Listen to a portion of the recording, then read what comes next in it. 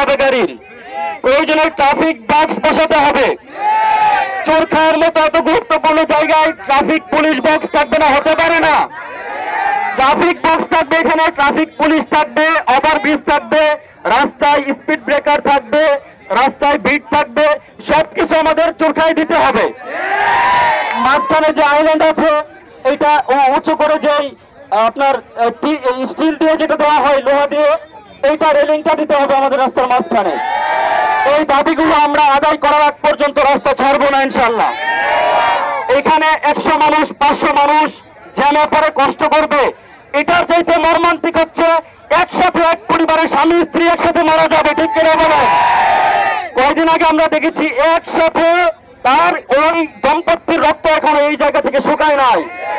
আমরা হয়তো সেই জায়গার উপরে বসে আছি যেখানে স্বামী স্ত্রী একসাথে মারা গিয়েছে। এটা আমরা বলতে পারি সম্পূর্ণ ড্রাইভারের গাফিলতির কারণে হয়েছে। এই মোড়ের মতো গুরুত্বপূর্ণ জায়গায় গাড়ি এত স্পিডে চলতে পারে না, ঠিক কিনা বলেন?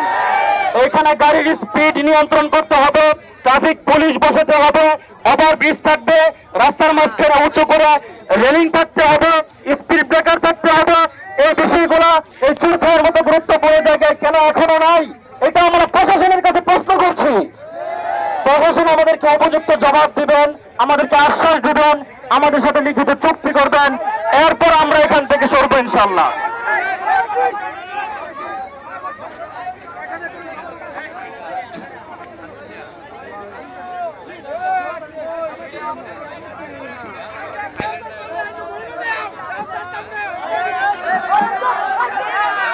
কেউ কথা বলবেন না, কেউ কথা বলবেন না, আমরা আছি, কেউ কথা বলবেন না।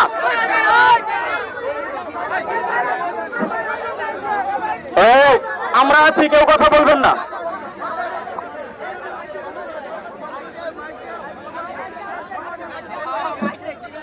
আচ্ছা আমরা শুনি, আমাদের কাছে প্রশাসন থেকে লোক এসেছে, আমরা একটু ধৈর্য ধরি।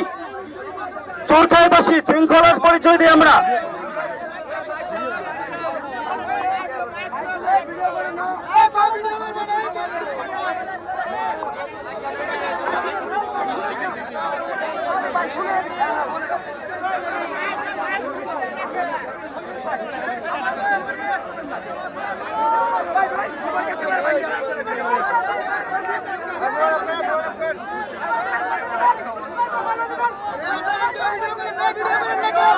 একটু থামি, সবাই একটু থামি, একটু চুপ করি। আমরা প্রশাসনের লোক এসেছে,